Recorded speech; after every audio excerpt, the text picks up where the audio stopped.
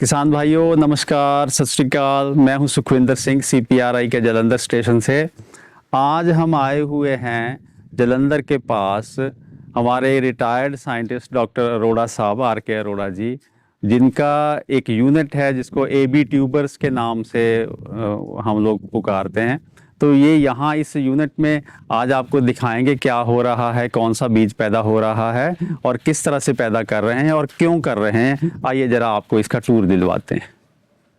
तो किसान भाइयों, सबसे पहला स्टेप तो ये है कि यहाँ मुझे उतारने पड़ेंगे जूते, क्योंकि अंदर हम लोग जूते लेके नहीं जा सकते। यहाँ से मुझे धोने पड़ेंगे हाथ और ये है यहाँ की एंट्री। अब आइए अंदर आपको सारी कहानी सुनाते दिखाते। जूते उतार के हाथ धो के अब हम आ गए हैं अंदर और यहाँ पे ये पैदा किए हुए बीज की गिनती मिनती हो रही है। और ये है लाल वैरायटी और ये है सफेद वैरायटी। पूरी जो अगले 30-40 मिनट आप जुड़े रहिए, आपको पूरी कहानी इसकी समझ आएगी। और अगर आप आलू के काश्तकार हैं, इसका आपको बहुत फायदा होने वाला है। अब हम जाएंगे अंदर। अंदर जाने के लिए 2 दरवाजे पार करने पड़ते हैं, लेकिन उन दरवाजे पार करने से पहले मुझे बहुत कुछ करना पड़ेगा। हाथ धोने पड़ेंगे, डिसइंफेक्ट करने पड़ेगा, जूता नया पहनना पड़ेगा। वो हम आपको आगे दिखाते हैं। आइए अंदर चलते हैं। हाँ जी डॉक्टर ब्रजेश, कैसी लगी डॉक्टर अरोड़ा साहब की फसल? बड़ी शानदार है सर, बड़ा शानदार सिस्टम भी है। ये सर मेरा एक मेरे दिमाग में प्रश्न आ रहा था। पूछिए। ये जो है ये डिजाइन क्या CPRI का है? हाँ ब्रजेश, ये जो एरोपोनिक सिस्टम है ना, ये बेसिकली जो भी आप यहाँ पे देख रहे हैं, जो CPRI है, हमारी सेंट्रल पोटैटो रिसर्च इंस्टीट्यूट है, जो कि Indian council of agriculture research का हिस्सा है। हाँ जी हाँ जी सर। ये इन्होंने पिछले 2009 में इस पे रिसर्च शुरू की थी। तो जो भी आप देख रहे हैं, चाहे ये लिफ्टिंग सिस्टम है, ठीक है जी, हाँ जी। चाहे ये जो प्लांट जिसमें ये इंसर्ट करते हैं, या ये पूरा ग्रो बॉक्स है, और जो या फिर ये जो इसका हार्डनिंग का तरीका है ना, ये जो प्लांट ये को भी आप बड़ा harden यूनिक करते सा हैं। लगता है। हाँ तो ये 4 पेटेंट हैं CPRI के साइंटिस्टों ने जो काम किया था। ये पेटेंटेड टेक्नोलॉजी है एक तरह से। हाँ जी। अब सवाल ये पैदा होता है कि जैसे बहुत सारे हमारे दोस्त जब इस वीडियो को देखेंगे तो उनका मन करेगा कि यार मैं भी ये लगा लूं। हाँ जी, पर मैं यहाँ पे हमारे देखने वाले जो किसान दोस्त हैं उनको ये बताना चाहता हूँ कि क्योंकि जो भी चीज़ पेटेंटेड होती है, जिस बंदे के भी नाम से है या जिस संस्था के नाम पे है, तो आपको उसको लगाने के लिए, इस्तेमाल करने के लिए आपको परमिशन लेनी पड़ती है, एक एग्रीमेंट साइन करना पड़ता है। और अगर हम लोग बिना एग्रीमेंट के, बिना परमिशन के ये काम करते हैं तो इसको इस तरह से माना जाता है जैसे आपकी गाड़ी हो। तो मैं आपकी गाड़ी आपकी परमिशन के बिना नहीं कर सकता। अगर बिना परमिशन के ले जाऊंगा तो वो चोरी समझी जाएगी। बिल्कुल बिल्कुल। इसी तरह ये जो IP की बात है, ये जो पेटेंट की बात है, जिस भी संस्था के नाम पे कोई पेटेंट है, जिस ऑर्गेनाइजेशन के नाम पे वो पेटेंट है, तो आपको उनसे पहले परमिशन लेनी जरूरी है। तो नहीं तो इसको इलीगल माना जाता है, गैर कानूनी माना जाता है। अच्छा अच्छा, ये तो बढ़िया बात बताई। लेकिन उसका ये मान के चलिए कि ये जो टेक्नोलॉजी है, ये बहुत एक तरह से इतनी सिंपल टेक्नोलॉजी नहीं है। जब CPRI के साथ कोई भी एग्रीमेंट होता है किसी भी किसान का, जब फार्मर का, कंपनी का, तो CPRI की साइंटिस्टों की एक पूरी टीम उनके साथ 1.5-2 साल तक काम करती है। अच्छा। तो उसकी तो चर्चा हम अलग से करेंगे। और उसमें फिर A to Z बिल्कुल उंगली पकड़ के सारा कुछ सिखाया जाता है और बहुत चीज़ें हैं। अगर अब टाइम बचा तो उसकी चर्चा हम बाद में कर लेते हैं। बिल्कुल बिल्कुल। लेकिन ये जरूर है कि किसी को भी ये ऐसा नहीं करना चाहिए। ये गलत माना जाएगा कि आपने जो वीडियो में देखा तो उसको हम सोचे हम कॉपी कर लें। ये मतलब कानूनन गलत माना जाएगा। ये एक तरह से उसी तरह हो गया जैसे हम कार की चोरी कर लेते हैं या फिर किसी भी चीज की, हाँ, उस टाइप से इस तरह इलीगल माना हाँ। जाएगा ये। और दूसरी बात ये भी है कि अगर आप ऐसा देख के कुछ भी बना लेते हैं, है ना, और अगर आपके पास प्रॉपर ट्रेनिंग नहीं है, बहुत सारी चीजें हैं, 10 साल लगे हमें भी इस पे काम करने के लिए, तो अगर ये कोई आपको बना भी लेते हैं, मान लो पैसा खर्च करके वो चले ना, तो नुकसान ज्यादा फायदा कम है। और जब प्रॉपर एक ये टेक्नोलॉजी ऐसी है कि आपके पीछे एक वैज्ञानिक लोगों की टीम चाहिए जो हमेशा जब भी आप फोन करें वो विजिट करके देखें क्या प्रॉब्लम है, क्या करना, नहीं तो आपका पैसा बर्बाद जा सकता है, ये काम करके आप घाटे में जा सकते हैं। हाँ जी, हाँ हाँ जी, जी, बिल्कुल सर। जी। सर मेरा एक छोटा सा क्वेश्चन और, हाँ जी, आज हाँ, मैं हाँ। थोड़े से क्वेश्चन करूंगा सर जितने आपसे। मर्जी करिए हाँ जी, हाँ आप। जी। सर ये मिनी ट्यूबर इसको बोलते हैं, मिनी ट्यूबर बोलते हैं, हाँ जी। तो ये इसलिए बोलते हैं कि ये साइज में बड़ा छोटा है इसलिए बोलते हैं? नहीं क्या नहीं, है सर ऐसी ये? ऐसी कोई बात नहीं है, इसका साइज से नहीं कोई मतलब है। इसका मतलब ये है कि जो टेक्निकल इसकी डेफिनेशन है वो ये है कि टिश्यू कल्चर का प्लांट जो टिश्यू कल्चर प्रयोगशाला में बनाया वैज्ञानिक लोगों ने या हाँ जी। जिसने भी बनाया, टिश्यू कल्चर के पौधे का मतलब ये है कि उसमें कोई बीमारी नहीं होगी और जिस वैरायटी का हम कह रहे हैं उसी वैरायटी का वो चीज होगा। नंबर 1, टिश्यू कल्चर के पौधे को ऐसे माहौल में आप लगाएं जिसमें कोई इंसेक्ट जैसे कीट, सफेद मक्खी और चेपा जिसको एफिड बोलते हैं हम लोग या व्हाइट फ्लाई, वो अंदर आके एक पौधे से दूसरे पौधे में वायरस फैलाने का काम ना हो सके, ऐसे हालात हों। जैसे यहाँ आप देख रहे हैं कि ये एक बहुत महीन ये नेट लगा हुआ है, हाँ जी, जिसको हम लोग 40 या 50 मैश का नेट बोलते हैं। 40-50 नेट का मतलब कि आपके 1 इंची में 40 धागे होंगे, अच्छा, है ना? खड़े हाँ, और 40 हाँ, आड़े। इधर। हाँ जी, हाँ। तो उसमें से कोई भी इस तरह का कीट अंदर नहीं आ सकता। जब वो अंदर नहीं आएगा तो कोई बीमारी नहीं, वायरस रोग नहीं फैला सकता। दूसरी बात ये है कि जो मट्टी से लगने वाली बीमारियां हैं, मट्टी से लगने वाली भी बहुत सारी बीमारियां हैं, जैसे कॉमन स्कैब हो सकता है, जैसे ब्लैक स्कर्फ हो सकता है, अब चेचक रोग कहते हैं हम लोग, रूसी काली रूसी भी बोल देते हैं, इस तरह के बहुत सारे रोग। तो कहने का मतलब ना ऊपर से ना नीचे से कोई उसमें बीमारी आने का चांस हो और टिश्यू कल्चर के पौधे से पैदा किया जाए, उसको हम बोलते हैं मिनी ट्यूबर। इसका मिनी ट्यूबर का साइज से कोई मतलब नहीं है। ये मिनी ट्यूबर जो है 2.5 ग्राम का है, ये 100 ग्राम का भी हो सकता है। अगर आप नहीं तोड़ोगे, ये 100 ग्राम का भी हो गया तो इसको मिनी ट्यूबर ही बोलेंगे। साइज से इसका कोई मतलब नहीं है। ठीक है, इसका मतलब ये है कि ये जो है प्रोटेक्टेड एनवायरनमेंट में पैदा किया हुआ है और वो भी टिश्यू कल्चर प्लांट से के पौधे से। हाँ जी, हाँ जी, हाँ जी, हाँ जी, उसको मिनी ट्यूबर। बाकी अगर इसी प्लांट को मैं ओपन फील्ड में लगा दूं, खुले खेत में लगा दूं, तो वो मिनी ट्यूबर। ये वैसे हंसी की बात है। हमें कई बार किसान मिलते हैं, वो कह रहे हैं कि जी हम तो टिश्यू कल्चर का पौधा ले आके बाहर खेत में लगाते हैं, तो वो उसको भी मिनी ट्यूबर बोल देते हैं। उसको हम मिनी ट्यूबर नहीं टेक्निकली बोल सकते, वो तो सिर्फ आलू है, क्योंकि अच्छा, बाहर हाँ। तो आपके बहुत जो कीट पतंगे, जो सफेद मक्खी और चेपा सब कुछ होगा। हाँ, ये बात है कि अगर बाहर आपने जो सीड प्लॉट टेक्निक है, जो हमारी 20 नंबर वीडियो भी डली हुई है, उसके हिसाब से अगर आप उनको पौधों को लगा के पैदा करते हैं तो ज्यादा से ज्यादा उसको आप G1 कह सकते हैं। अच्छा, लेकिन मिनी ट्यूबर मतलब G0 नहीं कह सकते उसको। हाँ जी, हाँ जी, हाँ जी। तो ये सर आपने बताया जैसे यहाँ पर तो मिट्टी भी नहीं है। हाँ जी।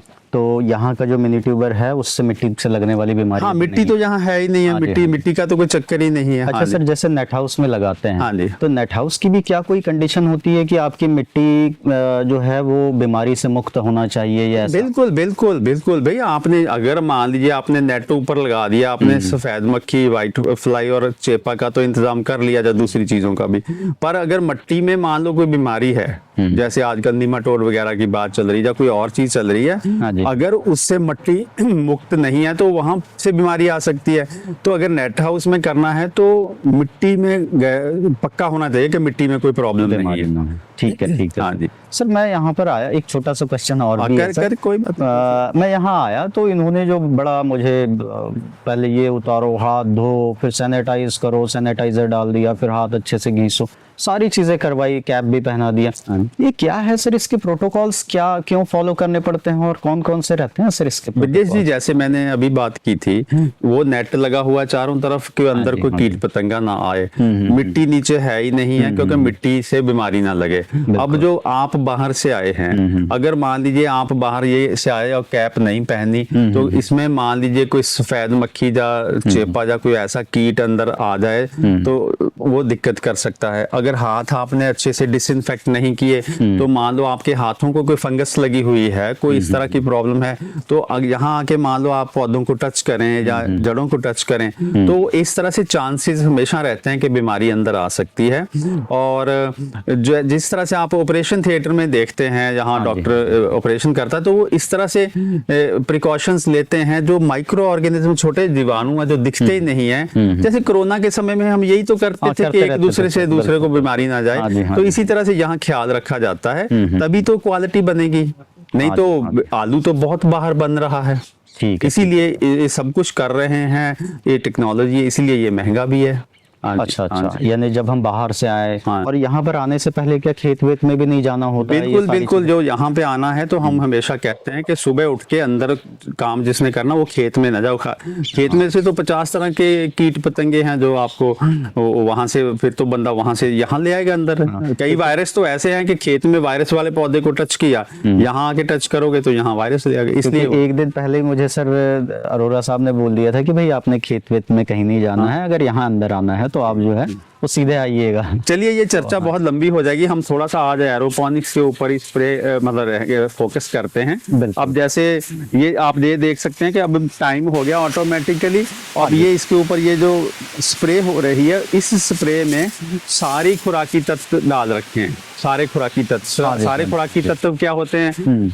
N, nitrogen, phosphorus, potash, magnesium, manganese, sulphur, calcium, molybdenum, ferrous, zinc, सब कुछ इसमें डाल रखा है, तभी ये इतनी शानदार फसल आपको दिखती है। अच्छा अच्छा सर, मेरा एक और प्रश्न था कि ये जो मिनी ट्यूबर बन गया, अब ये मिनी ट्यूबर, इसको हम G0 भी कहते हैं, G0 मिनी ट्यूबर। तो सर इसके बाद इसका फिर क्या करते हैं? इसका ब्रिजेश जी ये है कि ये जो इसके बाद इसकी यात्रा अगले साल जब आलू का सीजन आएगा, इसकी यात्रा खेत की शुरू हो जाएगी। अच्छा, खेत में जब जो सीड प्लॉट टेक्निक है, जो बीज पैदा करने के वैज्ञानिक नुस्खे हैं, 20 नंबर वीडियो में बता रखे, और भी कई वीडियो में हमने ये, उसके हिसाब से जब खेत में जाएगा तो जो इसकी पैदा होगी उसको बोलेंगे G1, मतलब पहली जनरेशन, पहली पीढ़ी इसको बोलते हैं। और फिर उससे अगले साल जब खेत में जाएगा तो दूसरी पीढ़ी, तीसरी पीढ़ी, फिर चौथी पीढ़ी, G2, 3, 4 इस तरह से।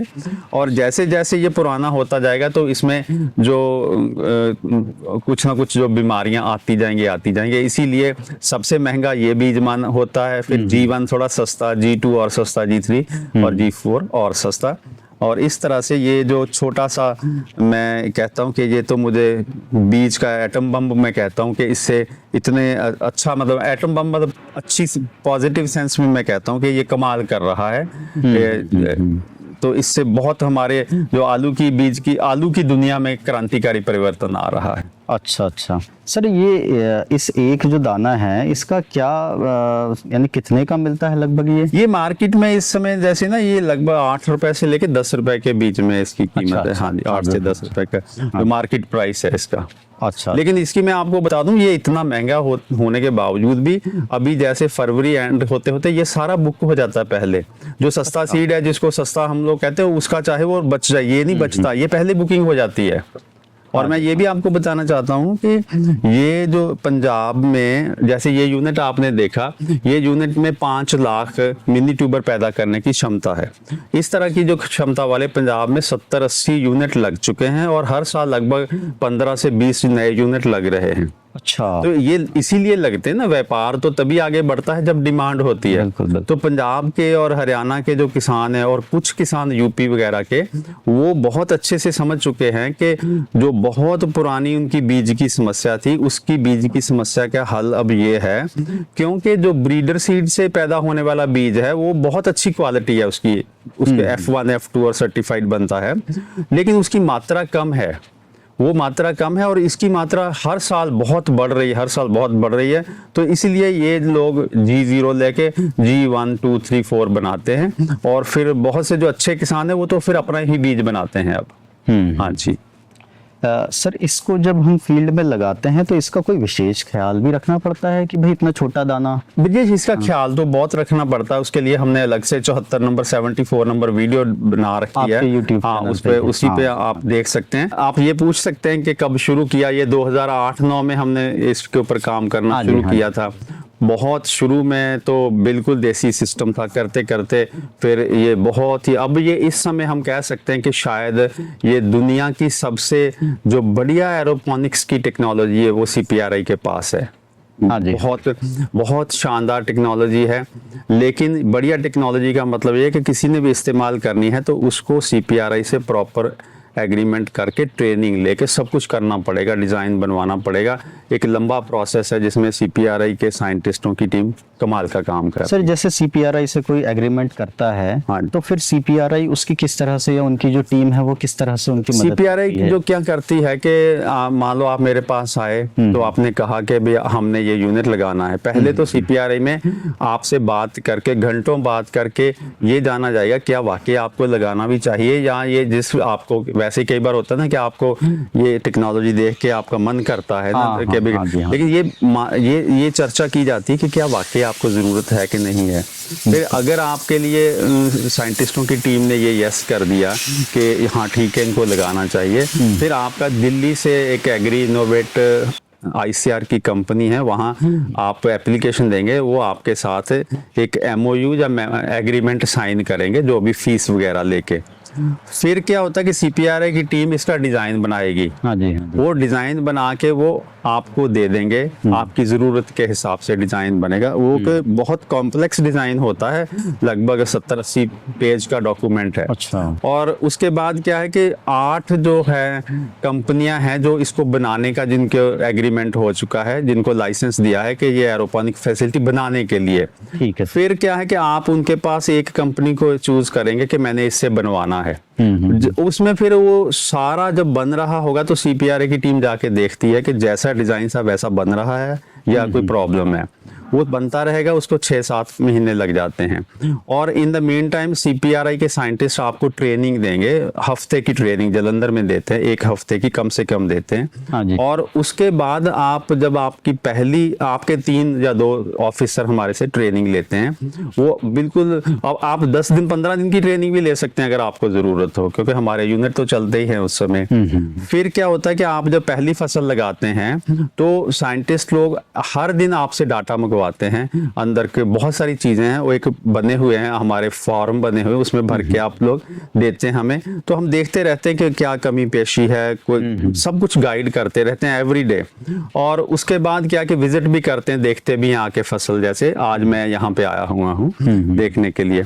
तो इस तरह से जब आपकी पहली फसल बिल्कुल पूरी हो जाती है तो फिर जाके हम कहते हैं कि हमारा काम पूरा हुआ है। पर हम यहाँ पे रुकते नहीं है, हम आपका जो, आपके जो आगे जो किसान है जिनको आपने ये देना है बीज, अगर मौका मिले तो हम उनको भी, उनमें भी जागृति लाने के लिए, अवेयरनेस लाने के लिए उनको भी प्रोग्राम करके समझाते हैं, जलंधर में बुलाते हैं। हर 10-15 दिन बाद जलंधर में 200 के करीब किसान आता है, तो उनको हम समझाते हैं कि ये सीड सिस्टम क्या है। तो एक तरह से CPRI आपकी उंगली पकड़ के ऐसे चलता है। जो 10 साल पहले भी हमारे साथ जुड़े थे लोग एरोपोनिक्स में, वो आज भी जुड़े हुए हैं हमसे, क्योंकि हमें पता है कि ये चीज इतनी आसान नहीं है जितनी दूसरी टेक्नोलॉजीज होती हैं। बिल्कुल कॉम्प्लेक्स लगती है सर। ये मुझे लेबोरेटरी टाइप एक कॉम्प्लेक्स सिस्टम हाँ है। जी, हाँ जी, हाँ जी, क्योंकि हाँ। 24 घंटे ये हवा में लटकती हुई हाँ जी, जड़ें, हाँ जी। तो इनको भी, इनकी अलग अपनी दुनिया है मुझे लगता मैं एक बताना चाहता हूँ कि जो CPRI की जो एरोपोनिक्स टेक्नोलॉजी है, इसमें खासियत ये है कि ऐसे प्रोटोकॉल्स, ऐसे प्रोसीजर्स डेवलप कर रखे हैं कि ये सब कुछ बिजली से चलता है। हाँ जी, ये हाँ जी। स्प्रे होता है, आपको लगता होगा ना कि स्प्रे बंद हो जाएगी,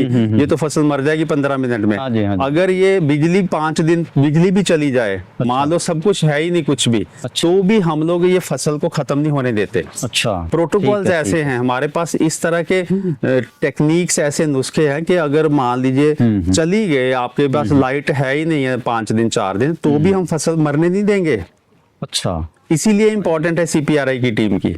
बिल्कुल सर, हाँ। ये तो बड़ी स्ट्रेंथ है इस चीज के लिए। जी, और बताइए। सर एक क्वेश्चन मेरा ये था कि इसमें जो है वो CPRI के डिजाइन में खासियत क्या क्या है सर, जो कि डॉक्टर साहब ये बहुत बारीकी की बातें हैं।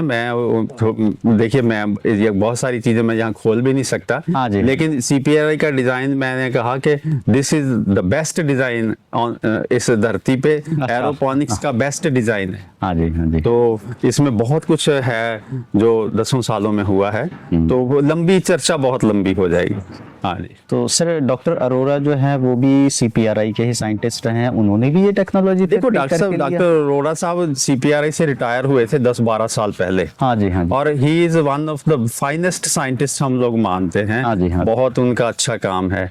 और जब उन्होंने भी ये एरोपोनिक सिस्टम लगाना था तो फिर उनको पता था कि CPRI के पास ये डिजाइन है जो बहुत अच्छा है और टीम बहुत अच्छी है। हाँ तो जी। फिर डॉक्टर साहब ने भी CPRI के साथ MOU की एग्रीमेंट किया, तो ये टेक्नोलॉजी यहाँ पे ट्रांसफर की और डॉक्टर साहब पूरा खुश हैं, एंजॉय करते हैं। हाँ, नहीं, बिल्कुल सर, हाँ खुशी जी। तो लगती है। देखिए ये जो लाइसेंस वाली बात है ना, जो इसके जो मैं देखिए माना जाता है कि मैं इसका मतलब डेवलपर हूँ, है हाँ जी, ना, हाँ। इन्वेंटर जिसको बोलते हैं, जिसने ये चीज बनाई है बिल्कुल। या हमारी टीम ने बनाई है।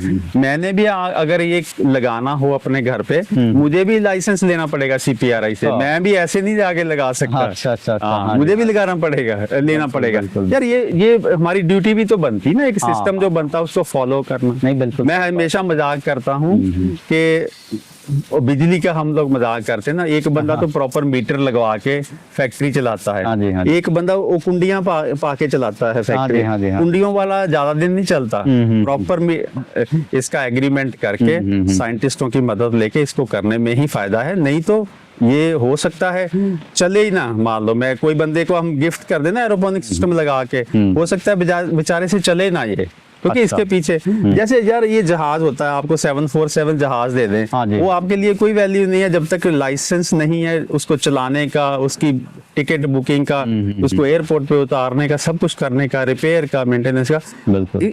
जो कॉम्प्लेक्स चीजें होती हैं उतनी ही बैकअप भी चाहिए पीछे, टेक्निकल बैकअप। बिल्कुल सही है सर। हाँ। सर मैं ये पूछना चाह रहा था कि अगर मुझे अगर लगाना हो एरोपोनिक या किसी को भी लगाना हो, तो वो पहली स्टेप क्या होगी, कैसे स्टार्ट करें? हाँ ब्रिजेश जी, ये बहुत अच्छा सवाल है आपका कि हमें कई बार पता ही नहीं होता कि हम लोग कहाँ से शुरू करें। बेसिकली क्या है कि पहला स्टेप तो ये है कि ये जानना कि मुझे क्या वाकई ही जरूरत है इसकी कि नहीं, है ना। हाँ। कई बार क्या होता है कि ये टेक्नोलॉजी है ना, ये बहुत फैसिनेट करती है, बड़ी ग्लैमर है इसमें। जैसे ही लोग देखते हैं कि हवा में लटक रहा है आलू, उनका दिल करता है कि यार मेरे फार्म पे भी ऐसा ही हो। तो वो कई बार जज्बाती होके लगाना चाहते हैं। तो हम लोग ये कहते हैं कि ये जज्बाती होके लगाने वाला काम नहीं, खर्चा भी ज्यादा है और बहुत सालों तक आपको इसकी फिर पैरवाई भी करनी पड़ेगी। तो हम लोग क्या है कि लगभग 20 तारीख के आसपास हमारे ऑफिस में जलंधर में जो एग्री बिजनेस सेंटर है, उसका यहाँ पे आप नंबर भी दे देंगे हम लोग इसमें वीडियो में, कि वहाँ पे आप महीने में एक बार मंथली मीटिंग होती है जिसमें हम लोग एरोपोनिक्स के बारे में पूरा बताते हैं, चर्चा करते हैं सभी के साथ। तो वहाँ ये देखते हैं कि क्या आपको ज़रूरत है वाकई, अगर ज़रूरत है तो फिर आप को कैसे आगे बढ़ना है और इसमें क्या कितनी ज़मीन चाहिए, कितनी लैंड चाहिए, कितना खर्चा आता है और कितनी पढ़ाई लिखाई हो तो अच्छी बात है। और सबसे बड़ी बात है, एरोपोनिक सिस्टम लगाने से पहले हम ये जानना चाहते हैं कि क्या ये तो एक टूल है, एक तो टेक्निक है, इसको यूज़ करके आपने करना तो एक बिजनेस है ना, क्या उस बिजनेस के लिए आप रेडी हैं कि नहीं। तो उस तरह से देख के हमारी टीम पूरी चर्चा करके फिर ये सुजेस्ट करती है, सलाह देती है कि या तो यस करेगी या हम कहेंगे कि आप 1 साल वेट कर लीजिएगा, 2 साल वेट कर लीजिएगा। लेकिन हमारे पास जो बहुत सारे लोग आते हैं वो जोश में आते हैं लेकिन उनकी तैयारी नहीं होती, हमने देखा। तो हमें लगता है कि उनको वेट करना चाहिए, पर फिर भी किसी को लगता है कि जरूरत है तो उस मंथली मीटिंग में आ सकता है। अच्छा अच्छा, हाँ जी, हाँ जी। सर जैसे पंजाब में तो बहुत सारे यूनिट ये लग रहे हैं और लगे भी हैं, तो जैसे यूपी सबसे ज्यादा प्रोडक्शन तो वहीं पर होती है, यूपी में सबसे ज्यादा उत्पादन यूपी है, बिहार है। हाँ जी, हाँ जी। तो वहां पर भी क्या स्कोप है इस टेक्नोलॉजी का? स्कोप, इस टेक्नोलॉजी का स्कोप तो यहाँ भी आलू होता है, आलू के बीज की कमी है। जैसे इंडिया में आलू के 75-80% बीज की कमी है। बहुत बड़ा देश है, बहुत ज्यादा पैदावार है, बीज उतना है नहीं है, तो इसका स्कोप तो है हर जगह। हाँ जी। तो यूपी में भी है, यूपी में तो सबसे ज्यादा चाहिए। अच्छा। हाँ जी, हाँ जी। बिहार में भी चाहिए, हाँ जी, हरियाणा में भी चाहिए, जहां भी आलू होता है, अगर बीज की कमी है तो ये सिस्टम की जरूरत है। अच्छा। हाँ जी। हाँ जी। अब आपका सवाल शायद ये था कि यूपी में लगे हैं कि नहीं लगे हैं। हाँ, हाँ, कितने लगे हैं सर यूपी ये? में तो ऐसा है कि यूपी में सिर्फ 2 यूनिट अभी बने हैं, तो यूपी गवर्नमेंट के हैं, बागवानी विभाग के। उनमें से अभी एक में प्रोडक्शन शुरू हो गई है, एक में ट्रायल चल रहा है, और जितनी बड़ी स्टेट है उसके हिसाब से अगर वो दोनों यूनिट भी अच्छे से भी चल पड़े तो वो आटे में नमक के बराबर है। उनको तो इस तरह का, जैसे ये यूनिट है, यूपी को तो कम से कम 100 यूनिट चाहिए। अच्छा। हाँ जी। हाँ। तो यूपी में शुरुआती है, बिहार में भी माड़ी सी शुरुआत हुई है, लेकिन पंजाब में, हालांकि पंजाब सिर्फ 5.5% आलू पैदा करता है, जो 80-90% यूनिट ये जो लग रहे हैं नए, वो पंजाब में ही लग रहे हैं। अच्छा। हाँ जी। हाँ जी। तो मैं तो ये कहना चाहूंगा कि जो यूपी का किसान है या बिहार का किसान है, जो जागरूक किसान है, जो बीज के किल्लत से परेशान है, उसको अब जो पंजाब का जो किसान है जिनके पास ऐसी टेक्नोलॉजी है, उससे हाथ मिलाना चाहिए और उनको वहां से यहाँ विजिट करना चाहिए, आना चाहिए, मिले इन लोगों से। जैसे डॉक्टर अरोड़ा साहब की लैब है, ये एरोपोनिक सिस्टम है, और भी बहुत सारे हैं। मिले, देखें ये लोग क्या कर रहे हैं, और फिर क्या है कि शुरुआती बीज का मटेरियल, शुरुआती क्या हो सकता है, ये भी हो सकता है, G1 भी हो सकता है, G2 भी हो सकता है। थोड़ा थोड़ा मटेरियल यहाँ से ले जाके अपने खेतों में सीड प्लॉट टेक्निक के हिसाब से बीज पैदा करें, तो उनकी आलू की खेती में बहुत सुधार आ सकता है। और ऐसे हमारे पास सैकड़ों किसान हैं जिनकी जो आलू की जो बीज, जब बीज की क्वालिटी बढ़िया होगी तो राशन अपने आप बढ़िया हो जाएगा। बिल्कुल बिल्कुल। तो ये जरूरत है अभी, ये इनको ऐसे हाथ मिलाना चाहिए। हाँ जी। और साथ के साथ जो यूपी के अच्छे किसान हैं, जो हिम्मत है जिनमें, उनको इस तरह के यूनिट्स बनाने की सोचना चाहिए। हाँ जी। हाँ जी। CPRI तो सभी की मदद कर रहा है। हाँ जी, बिल्कुल सर, बिल्कुल। सर, मुझे पूछना था कि ये जो फसल है खेतों में, तो ये 3 महीने 4 महीने चलती है, तो यहाँ पर ये कितने दिन चल जाती है सर फसल? ब्रिजेश जी, देखिए, खेतों को इसके साथ हम लोग मुकाबला नहीं कर सकते। खेत में जो बीज का काम करता है, जैसे पंजाब हरियाणा में बीज का काम करते हैं, तो वो लगभग 70-75 दिन देते हैं। हाँ जी, हम भी दफ्तर में 70-75 दिन ही देते हैं। और जो बीज का काम करने वाला वो 70-75, और जो राशन का काम करते हैं, जो राशन पैदा करना है, तो वो 100 दिन, 110 दिन, 120 दिन, जो वैरायटी की जरूरत है। लेकिन यहाँ पे क्योंकि यहाँ कोई कीट पतंगा नहीं आ सकता है ना, कोई बीमारी का चांस नहीं है। और दूसरी बात है, ये जो साइज है जो खेत में होगा, तो हम डरते हैं कि बीज से साइज ओवर ना हो जाए। इसमें साइज तो ओवर होने नहीं देते हम लोग, बिल्कुल छोटा सा तोड़ लेते हैं। ना साइज की प्रॉब्लम है, ना बीमारी फैलाने वाले कीट पतंगों की प्रॉब्लम है यहाँ पे। इसलिए जो फसल हम वहां पे 70-80 दिन या राशन में 100 दिन लेके जाते हैं, यहाँ उसको 140 दिन, 150 दिन, 130 दिन तक ये फसल चल जाती है आराम से। अच्छा। और इसलिए इसकी पैदावार बहुत ज्यादा होती है। तो यहाँ तो जितने दिन भी मिल जाए उतने ही हम ले लेते हैं कि भाई इसमें पूरी पैदावार लेने के लिए। अच्छा अच्छा। हाँ जी। हाँ जी। हाँ जी। एक्सटेंडेड हो जाती है। और ये जो आप फसल देख रहे हैं ना इस समय, ये तो इसकी बिजाई हुई थी इस समय में कि उस समय टेम्परेचर बहुत कम थे। और जो इससे 15-20 दिन पहले की दूसरे यूनिटों में लगी हुई है, वो तो इतनी बड़ी बड़ी भी हो चुकी है। वैसे तो वैरायटी पे डिपेंड करता है, 4-4 फीट की भी हो जाती है, हमें संभालनी मुश्किल हो जाती है। बिल्कुल। हाँ जी। अब ये देखिए ना कि क्या शानदार, मतलब इस तरह की फसल ऐसे नहीं लग रहा जैसे फैक्ट्री में बनाई गई हो। क्या शानदार पौधे हैं। ये तो ऐसा लगता है सर जैसे ब्यूटी पार्लर से आई हो, ब्यूटी पार्लर से फसल आई हो। बहुत बढ़िया। तो ये एक बहुत बाकमाल टेक्नोलॉजी है, लेकिन इसमें बहुत सारी मेहनत भी करनी पड़ती, पैसे भी खर्च करने पड़ते हैं। और साथ के साथ जो टेक्निकल लोग हैं, वैज्ञानिक लोग हैं, उनकी मदद की बहुत जरूरत पड़ती। मैं ये बार बार कह रहा हूँ, कोई इसमें समस्या आ जाए तो समस्या में उसका हल क्या है, कैसे उसको देखना है, वो तो कोई पीछे जो तजुर्बे वाला बंदा होगा वही बताएगा। ठीक है जी। हाँ जी। सर, आज आपने सारा कुछ दिखा दिया सर, और बड़ा मजा आया मुझे। वो तो आपका चेहरा बता रहा है कि आपको बहुत मजा आया। इतनी शानदार फसल मैंने नहीं देखी थी सर कभी पहले। बिल्कुल ग्रीन और बढ़िया शानदार फसल। सर एक चीज और पूछनी थी, ये यहाँ पर मिनी ट्यूबर पड़े हुए हैं, तो ये मिनी ट्यूबर में ये वाले वाइट हैं और ये ग्रीन है, ये क्या है सर इसमें? और ये लाल भी है। हाँ ये लाल है। विशेष ऐसा है कि जो नॉर्मली जो वैरायटीज रेड या लाल वैरायटीज नहीं होती, तो उनके जब हम लोग आलू वहां से एरोपोनिक्स में पिकिंग करते हैं या मट्टी में से भी निकालते हैं तो उनका रंग होता है ये वाइट। अच्छा। अब ये जो इसको अगर हम कोल्ड स्टोर में ऐसा सच ही भेज देंगे तो ये कोल्ड स्टोर में ये खराब होने का डर रहता है। तो इसको एक यहाँ ट्रीटमेंट दी जाती है, लाइट ट्रीटमेंट हम उसको बोलते हैं। तो कुछ दिनों के लिए पहले से सब कुछ उसका प्रोटोकॉल तय है, तो फिर यही जो आलू है ये वाइट से ग्रीन हो जाएंगे। अच्छा। हाँ ये सेम हाँ सेम, ये जैसे सेम वैरायटी हो जाए। इसी तरह ये है जो लाल वैरायटी है, जो लाल वैरायटी को भी इसी तरह वो जब एक्सपोजर देंगे उसको भी, तो ये ग्रीन तो नहीं होगी, लेकिन इसका जो आप मान के चलिए कि ये ग्रीन और रेड का लाल का जो कॉम्बिनेशन होता है ना, तो वो इस तरह का एक डार्क कलर सा हो जाएगा। मेनली बात ये है कि आप ग्रीन कर दिया या इसको ट्रीटमेंट दे दी तो फिर स्टोर में आप रख देंगे तो निश्चिंत होके सो जाइएगा, फिर स्टोर में ये जल्दी से खराब नहीं होगा। अच्छा अच्छा अच्छा। हाँ जी हाँ जी।